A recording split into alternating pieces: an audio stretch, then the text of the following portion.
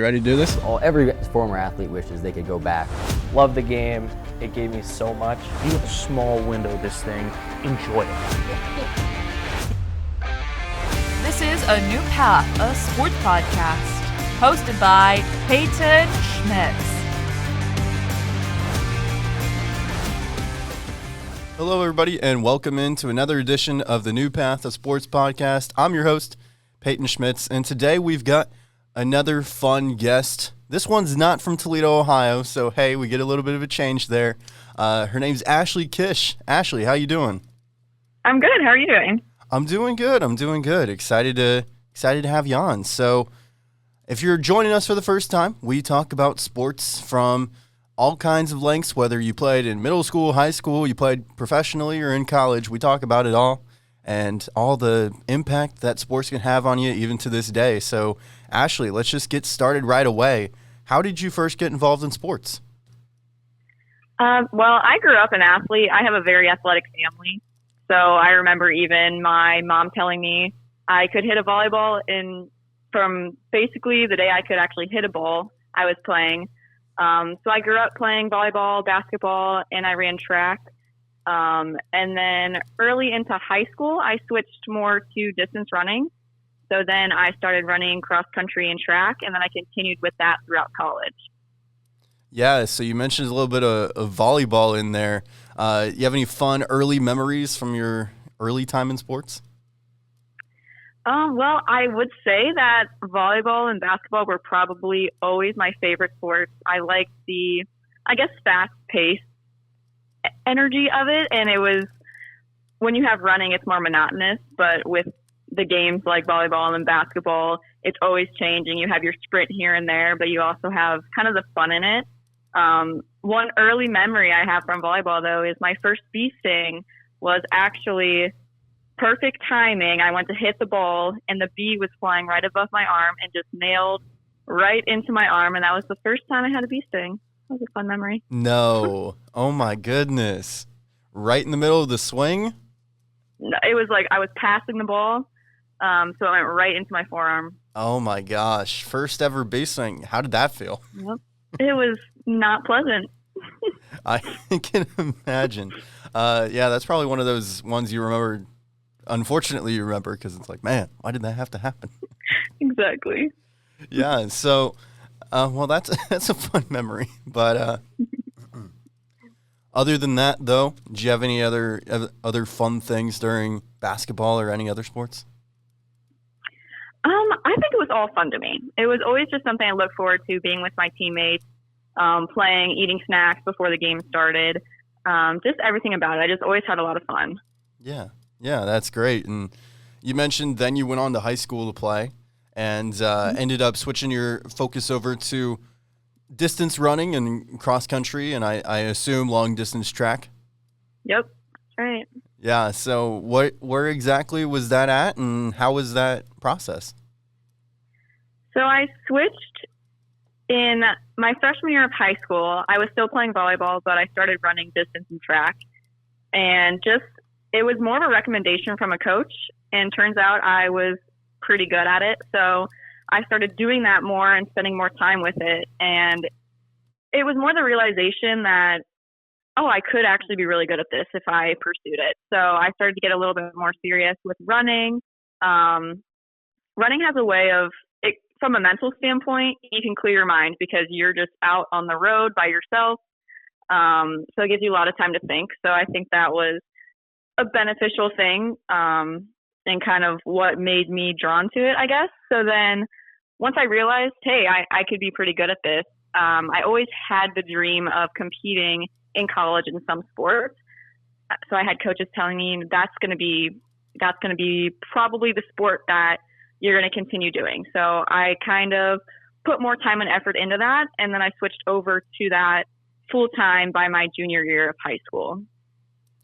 Yeah, that imagine, getting told by a coach, hey, you might want to go try this. I think you'd be really good at it. And in your case, it ended up working out.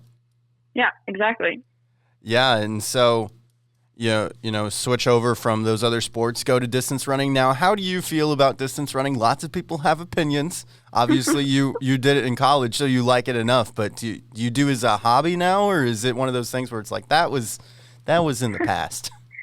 Yeah, it's actually funny because when I think about it, and even throughout my time competing with it, I really don't feel I ever loved it like I loved volleyball and basketball. It almost felt like an obligation.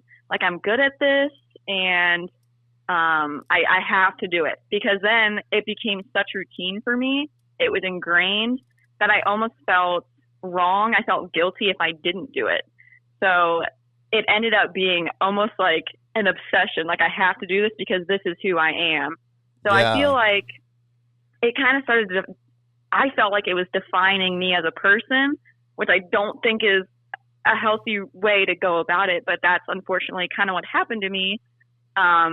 So I stuck with it, even though there was plenty of times that I really wasn't enjoying the whole experience.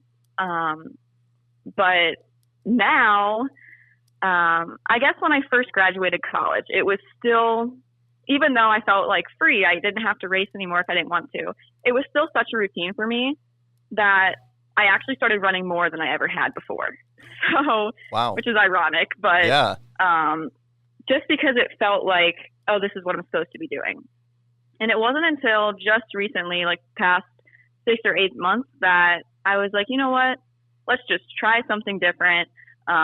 Just try new hobbies, biking or hiking and things like that. And for the first time, I was like, okay, we are more than just a runner. And I think it's way more beneficial to be a well-rounded athlete than solely focus on one thing. So it's kind of funny how it worked for me.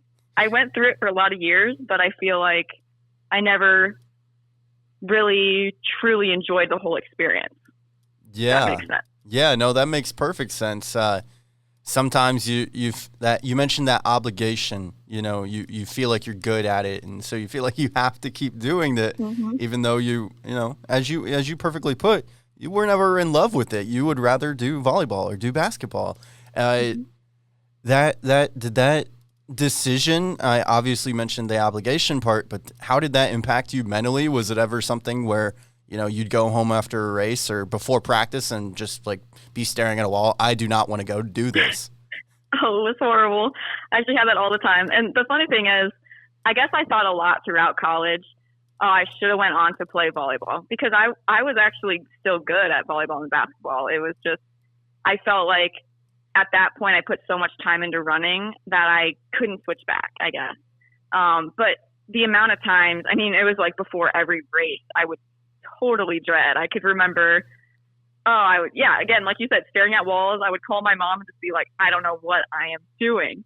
But then I guess there's also the aspect of the post-run, the post-race adrenaline. It's definitely a real thing. When people talk about the runner's high, you feel really good about yourself after, but there's such a dread going into it. Yeah, I can imagine that. I played baseball, so run 90 feet and stop sort of guy. Never really had to run long distances. Kind of go into that, runner's high mentality. Yeah. So I think for me, I always had to remind myself, I'm going to feel really good after this, and I'm not going to regret doing it, but I might regret not doing it. So one thing, if I think of a specific, this was even after I graduated undergrad, but eventually I started training for my first marathon. And at first it was kind of exciting again, because at that point I was removed enough from college running. It was about a year after until I started training for my marathon. So I was like, okay, this is new again. I don't have to compete if I don't want to. I can run it for fun. But I put a lot of time and a lot of effort into it, getting up to 80 and 90 mile weeks of running. Wow. From a mileage standpoint. And then there was, multiple occasions where I would wake up and I would be like, oh my gosh, do I have to do this again? And I really just didn't want to get out of bed. I was like, I don't know if I can keep doing this. But I just kept reminding myself, I know that my goal at the end of the day is to finish this training plan, to hit every weekly mileage, and to prepare myself to run a good marathon. And I knew that if I didn't stick with it, that I would always think back to how I didn't stick with it. But if I did it, then I just thought of how proud I would be of myself. So that kind of got me through it. And then even I think the thing about the post-run, the post-race runner's high is there is so much work that goes into running. It's so hard on your body that once you finish, you can finally be like, I am very proud of myself because I did what a lot of other people could never do. Right. So I think that was a big part for me. Yeah, I can absolutely imagine that. And kind of going in a different direction here, we've been talking about, like the struggles of running during your athletic career, whether it was in running or basketball or volleyball. Do you have a favorite moment? I think that the things that I remember most is a time with my team. And I think that's an important thing to think about is more than any time that I would run or how many points I would score. I think it's more about building the relationships and making the memories along the way, because those are the things that are going to stick with you. Those are the things that you're going to remember. And I think that a lot of athletes put a lot of just unnecessary pressure on themselves. And in the moment, it feels like their athletic performance is all that matters. And if they don't do good, the world's going to come crashing down. Right. But I think at the end of the day, your friends, your family, they don't care what time you ran. They don't care how many points you scored.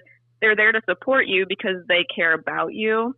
So I think for me, it's more about like, I can remember my family being there at my meets. I can remember bus rides with my teammates, eating snacks before games, and cross-country camps. We would be with a team. We would do, games and all those types of things. Those are the things that stick with me. And I have lasting friends from my sporting days. Like I still talk to my friends. We don't have to run anymore if we don't want to. We do other things. Yeah. We go we just hang out, get coffee, things like that. So those are the things that matter the most to me, and what I remember the most is just that time and memories. Yeah, you talk about the community aspect, which I think is every athlete we've had on the show has brought it up at some point, how important having those teammates and coaches are. Are there any, you mentioned just the overall feel of the team, but are there any specific teammates you had over the years that just like made the difference? They helped you get through those cross-country seasons? Oh, absolutely. I have one of my friends.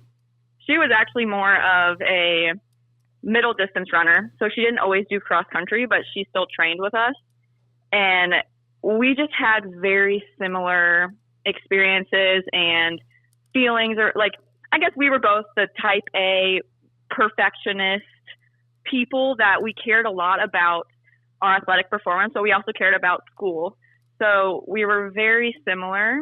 So she definitely helped me along the way. I know that I could talk to her about everything. And then actually it's kind of ironic, but after I graduated from my undergrad, I ran into, we weren't even really friends, but someone that I competed with in high school. We never talked at all throughout college. We randomly ran into each other after I graduated. And then she had reached out to me about running one time. And we quickly became best friends. We ran our first marathon together. And I think running is a sport that if you don't have people that are also going through it and supporting you, it's very easy to fall off because no one wants to just get up and run 26 miles alone. So I think she, and still like my best friend to this day, she's training right now for the Boston Marathon. Oh my gosh. Okay. So I'll meet up with her and run sometimes just to help her out. But now it's not about, oh, I'm going to beat you. I'm going to beat your time. It's about like supporting each other. So I'd say those two for me have had the biggest impact for me from a teammate friend perspective. Even if really my one friend that's about to run Boston, she wasn't my teammate in school, but we were like post-school teammates, quote unquote, Yeah. just from the support and what we go through. so you can relate and help each other, because it's really needed in running. Yeah, absolutely. And maybe I'm curious to hear from you in this case. You know, you weren't the biggest fan of cross country. So when you realized that you were running your last race, was it a sense of relief, or were you bummed? Actually, so it was very much a relief. And I would say even more so with track, because outdoor track was the last season for me. Right. So actually, initially, it was such a relief. It was, I can remember even thinking to myself, I never have to run another step in my life if I don't want to. It was such a relief. But then the thing too is you only get that experience one time. And I was trying to tell myself that, like, this is it, but I couldn't help not feel relief, because I was very burnt out at the end. So initially it was a relief, but then I just felt like I still had to run. So I kept going with it. But yeah, initially I was kind of glad to be done. Yeah. And you mentioned earlier that you kind of made the transition from sports you did love and probably, would have rather kept playing, as you mentioned, over to cross country. Was there, what was the feeling like with those when you made the switch? Initially, when I first made the switch, that's just what felt right. I was like, oh, this is what I'm supposed to be doing. This is what I'm supposed to be doing. So I didn't feel anything like, oh, wait, am I going to regret this? Because it just felt like that's what I was supposed to do. It wasn't until later on that I was more into running that I started to think, oh, maybe, man, I should have stuck with this, because I can run forever, but I can't compete in volleyball or basketball forever. I mean, I guess, but then in a way you can find adult leagues, but not quite the same as what you get playing in school. Yeah, no, it definitely not the same. You can go play pickup, but you don't have to roar the crowd behind you or anything like that. Exactly. Yeah, would you say leaving those sports, and you talked about it, what impacts do you find those have on you to this very day? I think one big thing, and something that I kind of mentioned, I just realized within the past 6 to 8 months, is I guess for me with running, like I said, it kind of became that addiction, so to speak. But once I realized, okay, maybe it is more fun to do other things and get outside your comfort zone a little bit. I think it helped me realize that, I made that switch to running. And in the moment I felt like, okay, I am a runner. That is who I am. Without running, who am I? I didn't know. But then, so originally I feel like that was my life for a while, is I was kind of defined by the running, because I let go of volleyball and basketball. I was like, oh, I'm not a volleyball player anymore. I'm not a basketball player anymore. I'm a runner. So I lived that life for years, really. But then once I realized, well, I'm not even just an athlete. Like, I'm not just a runner. I'm not just an athlete, but I'm a daughter and sister. I'm an aunt, and just being a good person overall. I think that's what I started to realize with, I did make that transition, but it's okay. If I want to play pickup volleyball, why can't I? Right. Yeah, absolutely. Go play some pickup. Go have some fun. Exactly. Right?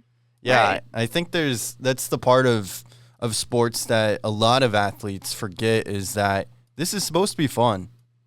Exactly. You're supposed to go out and have fun doing this. So even once you're done, like, you can still enjoy it. You don't have to say goodbye to it forever.